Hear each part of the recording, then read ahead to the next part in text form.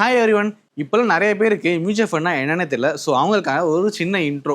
Share மார்க்கெட்டில் டேரெக்டாக invest பண்ணுவோம். ஆனால் இதையே 20 வருஷம் அனுபவம் உள்ள ஃபண்ட் மேனேஜர்கிட்ட கொடுத்தா அவங்க அதை சிறப்பாக செய்வாங்க. அதுக்கு தான் அவங்க படிச்சிருக்காங்க, அதுதான் அவங்க வேலை. அதனால நம்ம இன்வெஸ்ட்மெண்ட் பாதுகாப்பாக இருக்கும். இப்படி தான் மியூச்சுவல் ஃபண்ட் ஒர்க் ஆகுது. இப்போ இருக்க ஜென்ரேஷன் நிறைய பேருக்கு சேவிங்ஸ்னா என்னன்னே தெரியாது. ஸோ அதனால பப்ளிக்கிட்ட எப்படி நீங்கள் சேவிங்ஸ் பண்ணுறீங்க, எந்த மாதிரிலாம் சேவிங்ஸ் பண்ணி உங்கள் அமௌண்ட்டை சேவ் பண்ணி உங்கள் ஃபியூச்சருக்கு பிளான் பண்ணி வச்சிருக்கீங்க அப்படின்னு நாங்கள் கேட்க போகிறோம். ஸோ வாங்க வீடியோக்குள்ள போகலாம்.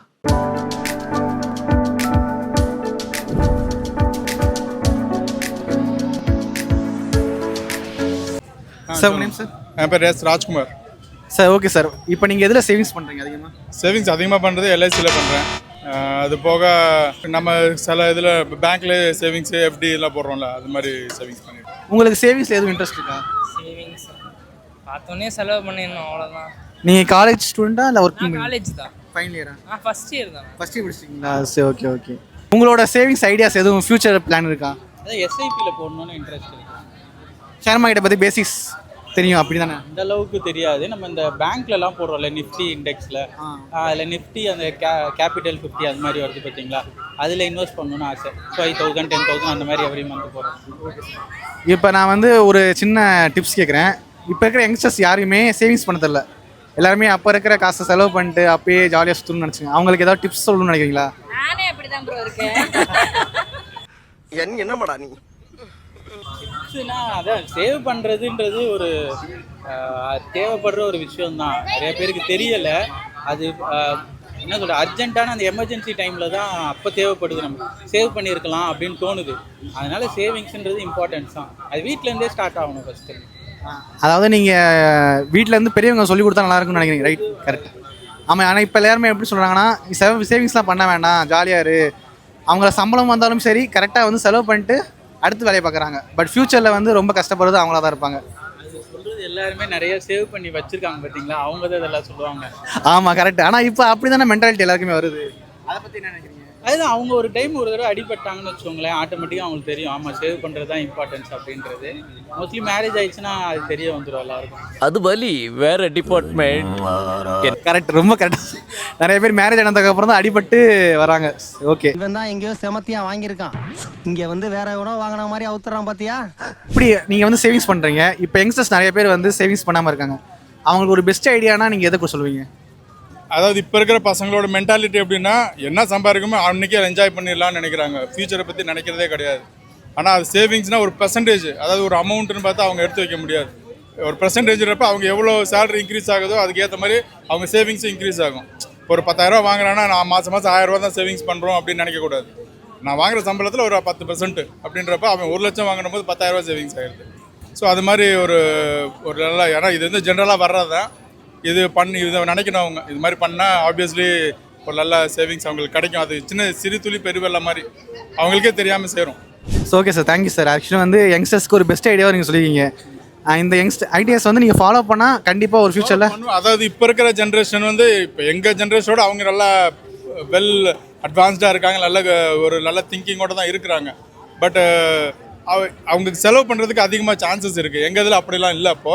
இப்போ அவங்க செலவு பண்ணுறதுக்கு நிறைய விஷயங்கள் இருக்கிறதுனால அதில் டைவர்ட் ஆகிட்டாங்கன்னா அவங்க ஃப்யூச்சர் கொஞ்சம் டவுட்ஃபுல்லாக இருக்கும். ஸோ ப்ராப்பராக சேவிங்ஸ் பண்ணுறது மட்டும்தான் அவங்களுக்கு ஃப்யூச்சர் நல்லாயிருக்கும். அது எனக்கு தெரிஞ்சு அவங்களெல்லாம் சேவிங்ஸ் பண்ணுறது சேலரி தான். மற்ற சின்ன வேலை பண்ணுறதில்ல, சேலரியில் ஒரு பர்சன்டேஜ் எடுத்து வச்சாங்கன்னா obviously they will be happy. Actually நிறைய பேர் இன்வெஸ்ட்மெண்ட் எப்படி பண்ணணும்னு தெரியாமல் இருக்காங்க. அவங்களுக்கெல்லாம் ஒரு சின்ன அட்வைஸ் மாதிரி எதுவும் உங்களால் சொல்ல முடியுமா? இப்போ மெயின் இன்சூரன்ஸ் பண்ணணும். நம்மளுக்கு பிறகு என்ன இருக்கு, ரெண்டாவது நம்மளுக்கு பிறகு குழந்தை காப்பாற்றும், அவரை காப்பாற்று, இவரை காப்பாற்றுன்னு நினைக்கக்கூடாது. நம்மளுக்கு ஒரு சொந்த வீடு வேணும் குடியிருக்கிறதுக்கு. நம்மளுக்கு பிற்காலம் ஒரு வட்டி வர்ற மாதிரி ஒரு சிறிய தொகையில் டெபாசிட் பண்ணணும். Super sir. இந்த மாதிரி யங்ஸ்டர்ஸ் எல்லாருமே இன்வெஸ்ட்மெண்ட்ஸ் பண்ணிட்டாங்கன்னா அவங்க லைஃப்பில் இம்ப்ரூவ் பண்ணுவாங்க. பட் இப்போ இருக்கிற யங்ஸ்டர்ஸ்லாம் யாருமே இன்வெஸ்ட்மெண்ட்னு ஒதுக்கவே மாட்டுறாங்க. அதை பற்றி என்ன நினைக்கிறீங்க? அதுதான் நிறையா பண்ணணும், நிறையா பேர் பண்ணாமல் இருக்காங்க. இதை நிறையா பண்ணணும்னு நான் விரும்புகிறேன் மக்கள்கிட்ட. ஸோ ஓகே சார், உங்களுக்கு ஃப்யூச்சரில் சேவ்ஸ் பண்ணால் எதை பற்றி நீங்கள் எதை வச்சு சேவ் பண்ணுவீங்க? ப்ரோ ஃபஸ்ட்டு நாங்கள் யூஜி முடிச்சுட்டு நெக்ஸ்ட் பிளானிங் எதுவுமே இல்லை ப்ரோ. ஃபஸ்ட்டு யூஜி முடிச்சுட்டு அதுக்கப்புறம் பார்த்துக்கலான்னு இருக்கோம். அப்போ நீங்கள் காலேஜ் எத்தனை இயர்? ஃபஸ்ட் இயர் நாங்கள். இப்போ ஜாயின் பண்ணிக்கிங்க. அதான் ரீசெண்டாக ஜாயின் பண்ணியிருக்கோம். ஓகே, உங்களுக்கு சேவிங்ஸ் பற்றி எதுவும் ஐடியாஸ் இருக்கா? இருக்கலாம். எதில் சேவ் பண்ணி? இப்போதைக்கு நாங்கள் எங்கள் காசு தான் நான் சேவ் பண்ணுறோம். நாங்கள் ஹாஸ்டலில் இருக்கோம். ஓகே, அதனால் எங்களுக்கு கொடுக்குறதுல நாங்கள் கொஞ்சம் சேவ் பண்ணிடுவோம். சரி ஓகே. நீங்கள் ஷேர் மார்க்கெட்டில் இன்வெஸ்ட் பண்ணிங்க தெரியும்?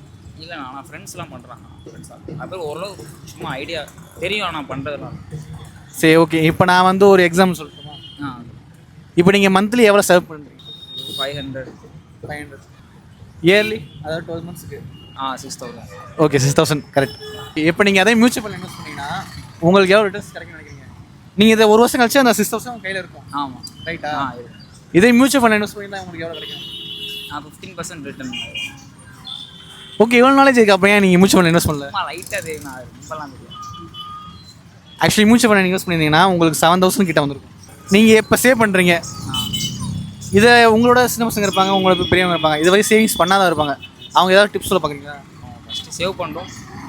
அவங்களோட எக்ஸ்ட்ரா இருக்க மணியை வேணால் இன்வெஸ்ட் பண்ணலாம். ஏதாவது அவங்களுக்கு பிடிச்சதில் அவங்களுக்கு தேவைப்படாத மணியை வந்து அவங்க இன்வெஸ்ட் பண்ணலாம். இப்போதைக்கு ஏதாவது எமர்ஜென்சி இல்லாத ஃபண்ட்ஸை வந்து இன்வெஸ்ட் பண்ணலாம். இப்போ பார்த்தீங்கன்னா உங்களுக்கே தெரியும், எக்ஸ்பீரியன்ஸ் பர்சன் வந்து நிறைய பேர் சேவிங்ஸ் பண்ணியிருக்கோம் அப்படின்னு சொல்லியிருக்காங்க. பட் இப்போ இருக்க ஜென்ரேஷன்ஸ், அதாவது யங்ஸ்டர்ஸ் யாருமே இது வரைக்கும் சேவிங்ஸ் பண்ணலை அப்படின்னு சொல்லியிருக்காங்க. சில 2-3 பேர் வந்து நாங்கள் சேவிங்ஸ் பண்ணுறோம், மியூச்சுவல் ஃபண்ட்ஸ் என்னன்னு தெரியும், ஷேர் மார்க்கெட் என்னன்னு தெரியும் அப்படின்னு நாலேஜ் வந்து அவங்களுக்கு பேசிக் நாலேஜ் இருக்குது. பட் எல்லாருமே மியூச்சுவல் ஃபண்டில் இன்வெஸ்ட் பண்ணுங்க அப்படின்னு நான் சொல்ல, பட் உங்களோட சேவிங்ஸை சேவ் பண்ணுங்க அப்படின்னு தான் நாங்கள் சொல்கிறோம். ஃபியூச்சரில் உங்களுக்கு அந்த சேவிங்ஸ் வந்து ரொம்பவே யூஸ்ஃபுல்லாக இருக்கும். ஸோ இந்த மாதிரி மோர் இன்ஃபர்மேஷன் வீடியோஸ் இல்லை இந்த மாதிரி என்டர்டைன்மெண்ட்டான வீடியோஸ்க்கு நீங்கள் பார்க்கணும்னு நினச்சிங்கன்னா பணத்தோட சேனலை ஃபாலோ பண்ணி வச்சுக்கோங்க.